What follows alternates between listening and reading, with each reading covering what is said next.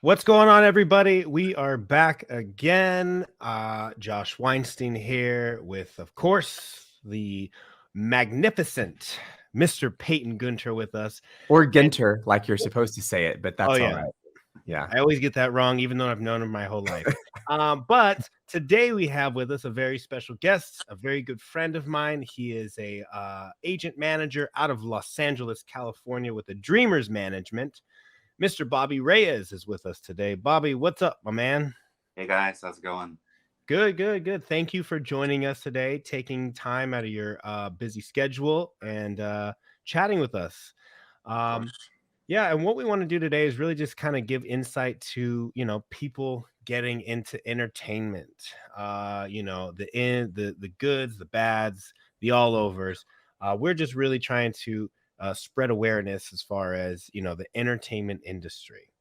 So let's just get into it. Well, I think before we should do that, maybe Bobby can tell us a little bit about who he is and what he's done in the industry, because not everybody knows like we do, Josh. Well, that's actually what I was going to say, Peyton. Well, you But didn't set it Bobby, up that way.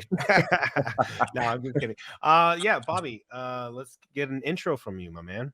Okay, cool. Well, I'm Bobby. I live in LA. I have the Dreamers Management, as Josh was saying.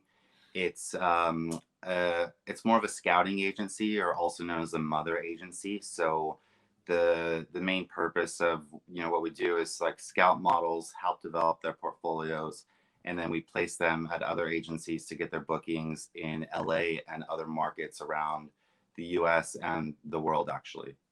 Awesome. And Bobby, how long have you been agenting? I've been an agent for coming up on 8 years now.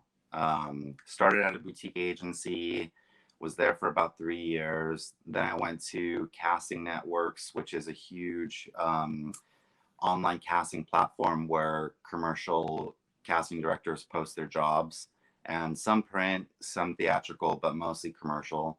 I was there for about a year doing business development, and it really expanded my network even more because I worked in a subdivision for a model slash talent agency booking software. So we were targeting agencies from around the world. So my network went from like here to here. Um, and then I went back to working for an agency. Then the pandemic hit, and a lot of us got furloughed. But I had already established the Dreamers, so I started working on that full time, and that's still where I am today. Awesome, man. Well, congratulations on your journey there. What do you look for in signing a talent? Like, what is it that you at the Dreamers Management look for when you sign talent? Me particularly, I try to keep it more youthful. So new faces is really our thing. I always worked in new faces divisions at the other agencies. I mean, I did represent like the men's division at a couple, and the women's at one, but new faces was always like my main priority. So that's what I go for, typically between like 16 to 21 ish, looks wise. And it doesn't really matter to me like where they're at so much, as long as they're in some sort of area where there's at least a few photographers for me to reach out to and try to get them set up on shoots. And if they're in LA, then I'm able to shoot them myself because I do photography as well. Um, and the types of looks that we go for, aside from like the age range, we go for more like street style, like edgy looks, or very ethereal, like angel faces. Those are our two particular like go-tos in terms of looks. Yeah. So And for new wait, faces, wait, hold I'm one gonna second. Wait, no, 1 second, Peyton. Would you all the say, time. would you say that Peyton has an angel face? Yeah. Like, No, don't, Bobby. He doesn't have an angel face. I He's mean, we've No, already had Peyton's this more street. conversation today. I came like straight from a procedure to do this. So if I don't look like an angel face right now, I need to go back.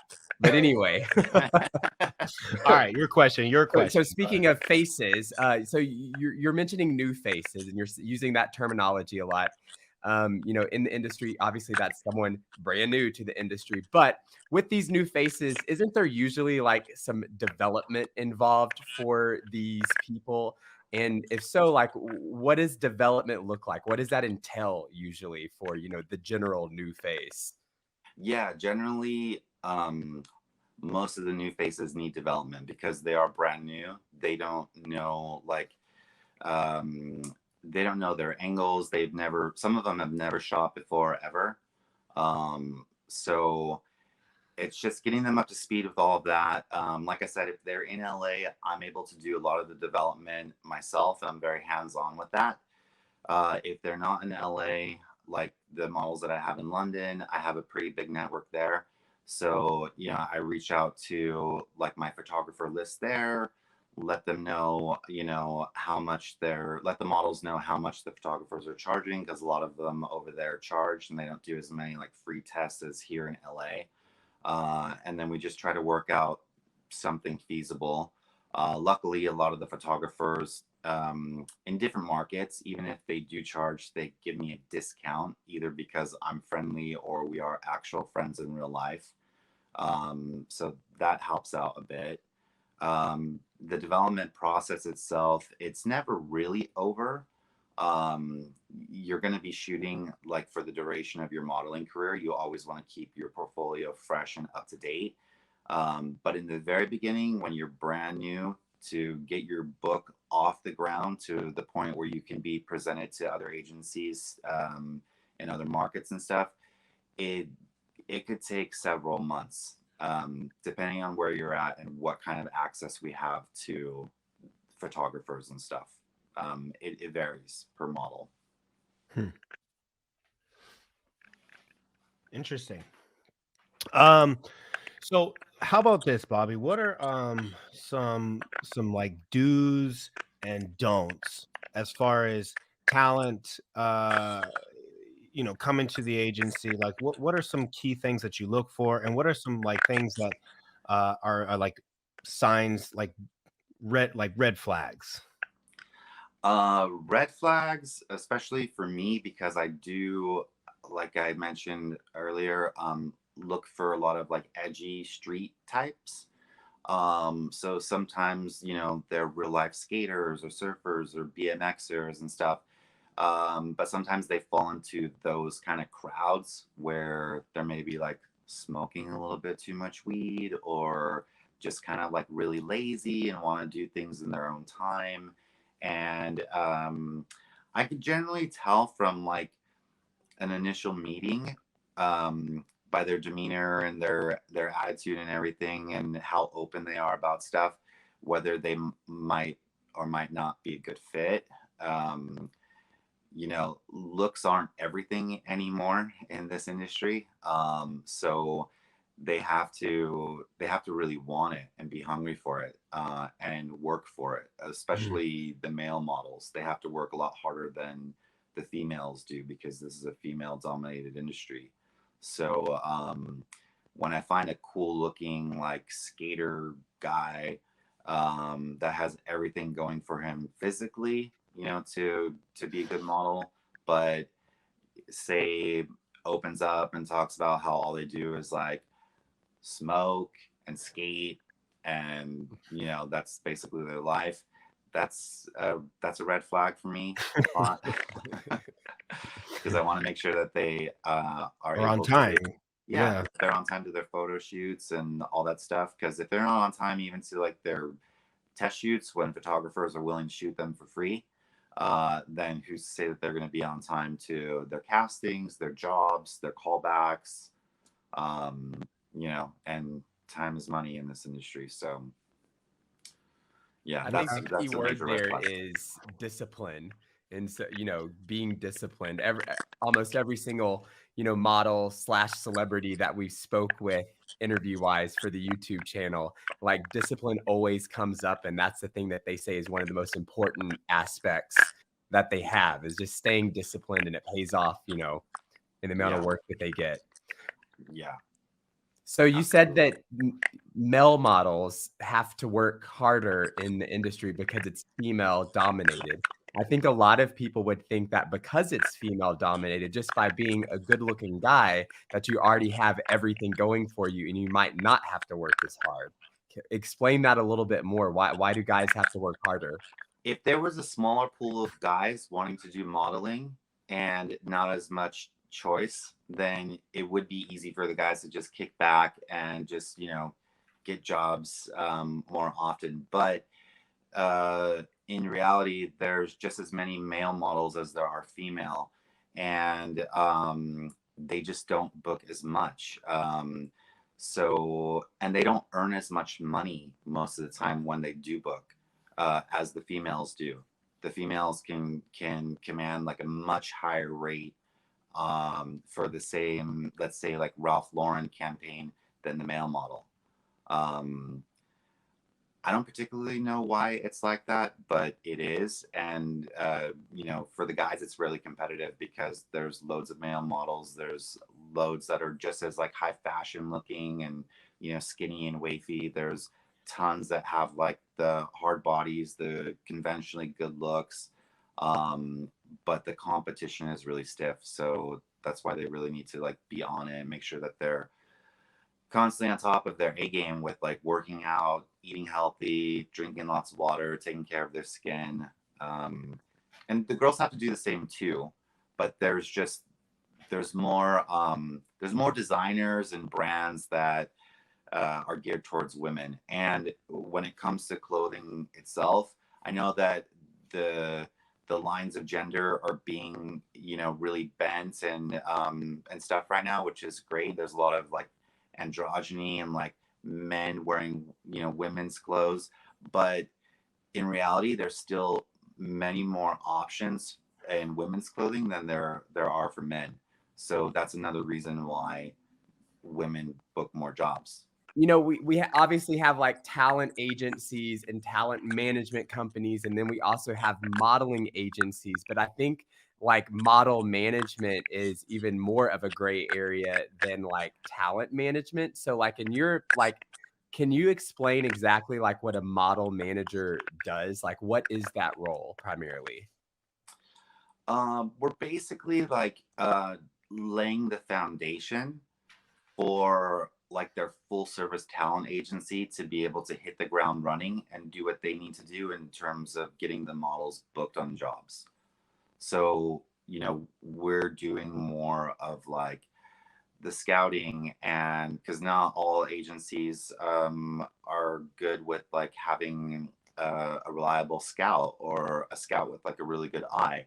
Sometimes agencies that are doing really well in terms of their billings they're so focused on the billings and the bookings that they don't really have as much time to dedicate to development. But if a model's not developed enough, then they're not really going to go out on as many castings or book as many jobs. So we really help, develop that and alleviate that pressure from the bookers having to waste any of their time on development. Hmm. Okay. Um, I do have a couple questions actually. What can like a model or talent do to really stand out as far as like auditions when they're going into castings? Like what would you say uh to a model going in like to prepare them? I mean, put your best foot forward, have a great personality, but also just be relatable. Like a lot of times, especially like in the LA market, it's very much so a relationship based game. So when you're going on your casting, say for Forever 21 or brands like that, they're usually looking for models that they can book multiple times and become like a steady client to. Hmm. So they want to make sure that your personalities are gonna mesh. That's a huge part of it here in LA in particular. In other markets like fashion capitals, it's a little bit different. But in LA, it's very relational. So you gotta just make sure that you're not overselling yourself, but selling yourself enough to where you really, have the client like you or fall in love with you. Right. And what's the best paying jobs out there like for these clients to book? Like what's the like in far as like job wise, what pays the best? Um, I mean, it's hard to say, but um, more of like the beauty and fragrance stuff pay a lot of money. Hmm. Like just print work in that regard, or like for commercials as well, or both? Both. Both. Okay, Yeah, interesting. both. Especially when there is a commercial attached, say like, a Maybelline commercial, and they have like, print options and billboards as well. And just using Maybelline as an example, but beauty based jobs and fragrance campaigns usually pay a lot of money. So for a client of yours, do you think that it would be important for them to, not only be open to the modeling aspect, but also potentially the acting aspect in like a commercial scenario where, if you did have a job that wanted to book the TV commercial and book the print work and the billboard, whatever, that, they would have a little bit more opportunity? Yeah, absolutely. And I do get models from time to time that are a little bit reluctant, especially like when they're brand new and just starting out.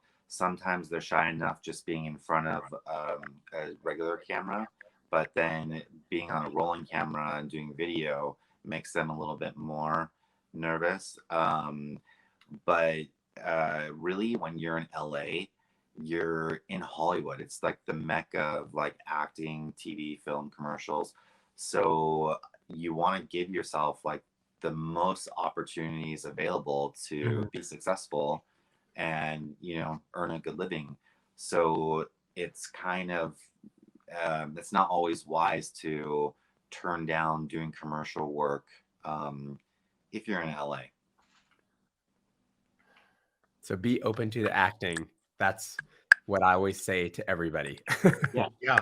So, I mean, Bobby, you've been to a lot of our productions, Yeah. and you see kind of what we do at Preview Models as far as development goes.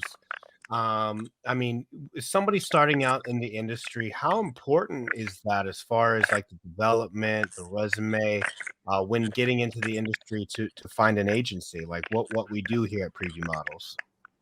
It's extremely important. It's extremely important. One thing that I usually do when I'm doing callbacks at preview is whoever has a book or portfolio, I typically go through it and give them pointers and suggestions on what to either work on, or how good some of them are already doing. Some of them have really good books, um, but some of them are from small towns, and they don't really understand that you don't have to be so glammed up all the time in the shots that they're taking. And so I tell them, especially when they're younger, like, tone it down. You have good skin, you don't need to be wearing so much makeup, and you don't need the big false lashes that are 15 feet long and make you look stoned because they're weighing down your eyelid. um, You hear that, Peyton? Hey, Cut I it don't have down. nothing to worry about there. And Bobby, how would you say, like, somebody getting into the industry, how important is it to have representation as opposed to trying this thing on your own? it's pretty important. Obviously, if you can't get representation, or that's not been a possibility, then and you still have the ability to do some freelance stuff, then great. But if you do have the ability to get signed and the looks, yeah, agents want to get signed, you really want to get with a good agency and have some good agents behind you, because clients will try to rip models off left and right, and talent, because they know that the talent don't know how to negotiate terms, usage, all that stuff. And that's not really the talent's job to be doing that anyways. That's the point in Mhm. having an agent. um, and sometimes the clients see that models and talent don't have like an agency listed on their social media, which is really a powerful tool right now. And so they'll DM them directly and say, hey, we'll pay you like 500 for the day for this job. And in reality, that sounds great, because most people don't make that much money in a day. However, sometimes those jobs should be paying like $5,000 for the day, Oh wow. um, with all the terms and usage and everything. So that's really what having like a good agency behind you is going to do for you. And so it's extremely important that if you're able to get signed, that you do get signed with a good agency that has your back and is going to negotiate like good rates on your behalf. Yeah. And as far as like when you're signing, we always say like on the road, how important it is be relevant, to be, have the resume. I mean, at Preview Models, that's why we work with all these top models as far as building, this resume, being current, having names on there, the Yeah. designers that we work with. I mean, is that important for you to see on resumes, like experience wise and what's going on when you're signing a talent? If they're like if they're doing acting, then yeah, it's important. And if they don't have any credits or anything so far to build a resume, then it's not that big of a deal. Everybody has to start somewhere. But it's more important on the acting side than the modeling side. You're generally never going to take a resume into a model agency meeting, anyways. So for just modeling, it's not as important.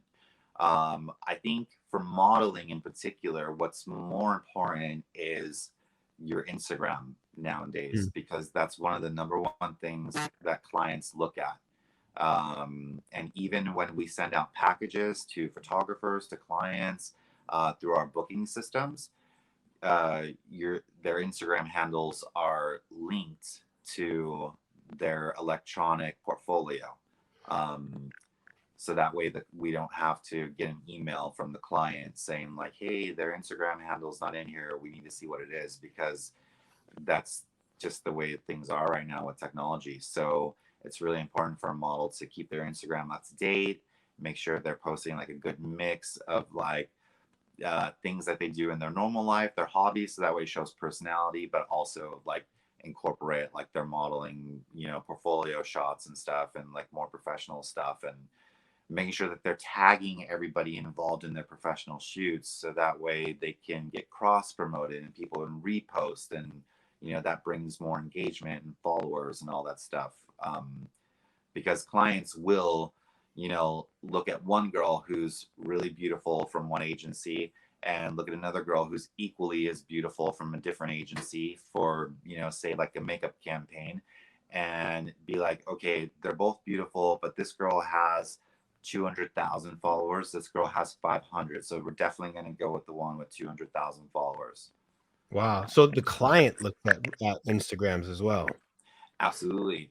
And to some clients, the model's Instagram is like their portfolio in the client's eyes. Hmm. And is So it primarily just like Instagram, or are there other platforms as well that they're considering? TikTok is huge too, Okay. but primarily Instagram because it's more like photo based.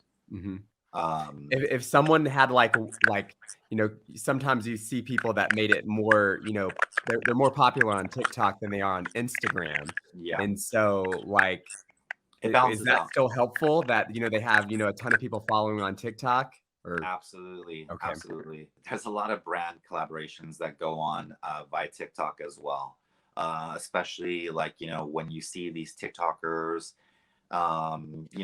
doing their skincare routines and stuff like that. That can open doors for them, if it hasn't already, to collaborate with like skincare lines and get paid for posting those videos. Same thing with like, when you see like a lot of like male models on TikTok doing like their workout routines and stuff like that, like that draws in the attention of like athletic brands and fitness brands. So, yeah, TikTok is like, it's pretty huge. It's pretty huge. I say for modeling, Instagram is probably still a bit bigger. Um, but TikTok it's almost just like right there. It's, yeah. Can you also go ahead and let Josh know that he's probably not a fit for the fitness influencer thing, because I saw him thinking about it when you mentioned it. Look at that, Bobby. We don't need, put that away. We don't need any of that. Oh, so Bobby, I do have a question. Yeah. Comes down to it, right? You have to make a decision, right? You're in the hot seat. You got to sign one client, and this client's got to go and book the job. It's this amazing campaign. Who are you picking, Peyton or me? Well, you got to tell us what the job is. Like, that's important. Oh, I'm saying you got to sign a client. This client's going to go out on all these castings. It's you know, you have only one spot left on your client list, and you gotta give it to either Peyton or me. Well, Before you answer, though, your paycheck you is need gonna to keep in mind your biggest like green flag, which is discipline. And one of us has it, and the other doesn't really have much. So, See, so make sure you look at the full picture. Peyton's already fighting for his spot because he knows who you want to pick, Bobby. That's hard. That's hard. But Josh, you're definitely a charmer, so I feel like you'd hit it off with all the clients because you're gonna charm your way in. Well, he's definitely not getting rebooked like I would, though. So from an agent perspective, you better think about that. You never know. You never know. Oh man. So I'm really curious. Before we started recording, we were chatting about all of the different markets that you have models in or that you work in. And I remember like way back when I first got into entertainment, heck, 2007, 2008, like the Asian markets were huge for models. Like if you could get a job in the Asian market, like you're good. You're set for a really long time because they were paying like crazy and working you for like years at a time. Yeah. So like you're aware that we just launched Preview Models Paris. We're really excited about that. So we're opening up all these new markets to our clients now. So what are some of the hot market, now, and what are they looking for? Obviously this changes all of the time, but what kind of trends are you noticing? Well, I mean, the hot markets are obviously still the fashion capitals: New York, London, Milan, and Paris. They're each a little bit different. I would say Milan and Paris are closest to each other with like a lot of like the European high fashion and the brands that have been around for years and years and years. London's a little bit more street, a little bit more edgy. New York is a market where they can really like launch the start of like someone's like career. But some of the other emerging markets that are doing really well are like Mexico City. It's not necessarily a market where someone's gonna make a ton of money, especially with like the exchange rates, depending on which country they're coming from. But there is plenty of work out there.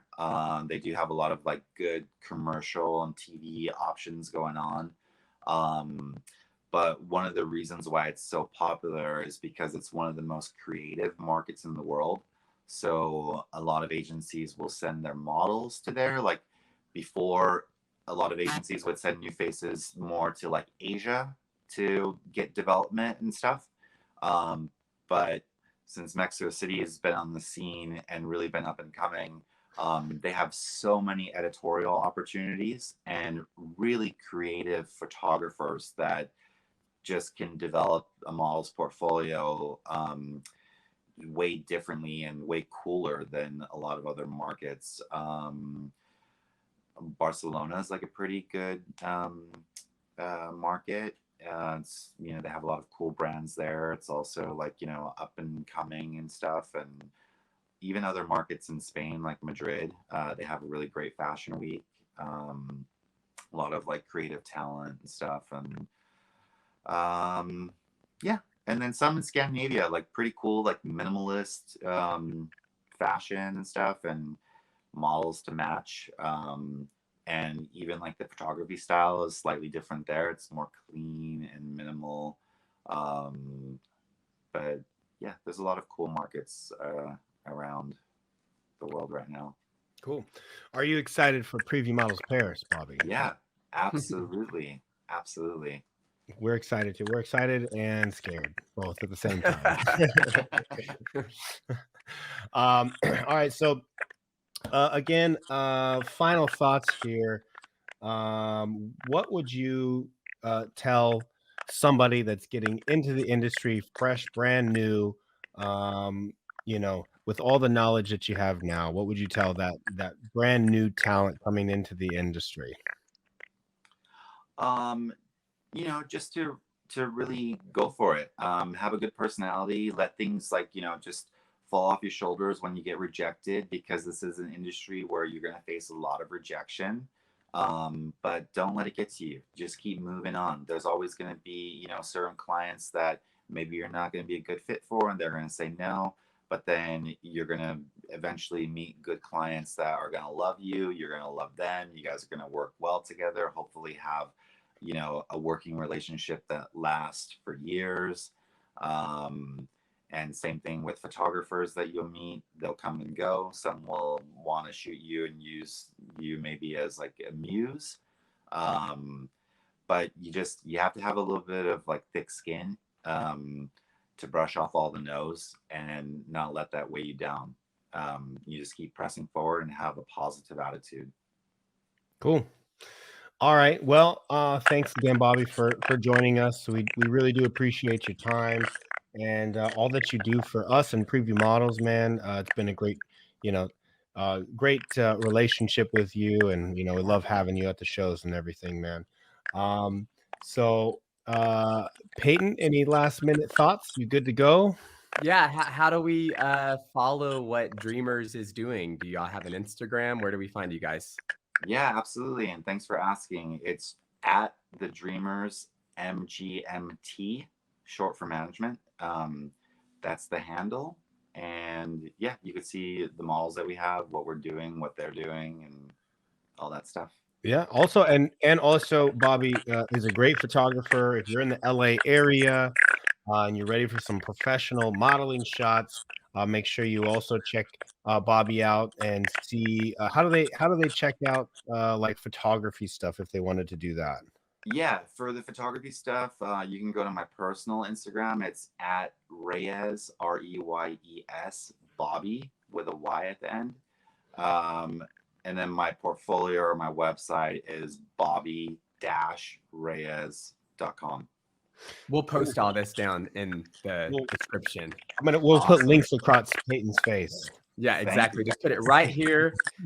Sounds perfect to me. That's okay. But yeah, as soon as we get off this interview, I'll go ahead and send over my portfolio for that job that I'm going to get instead of Josh. So no worries. We'll see about that. We might have to do a vlog. Peyton and Josh go into a casting. Who gets it? That'd be a good vlog. Not even worth the watch. They already know. Yeah. I know they know. All right. Well, that's going to be our time with Mr. Bobby Reyes with the Dreamers Management. Thanks again, Bobby, for joining us. You've given us some amazing information for our clients. We appreciate it, and I'm sure they appreciate it as well. And we will see you soon at one of our productions. Awesome. All right, All right, guys. man. Thanks, guys. Yeah. Thanks for watching.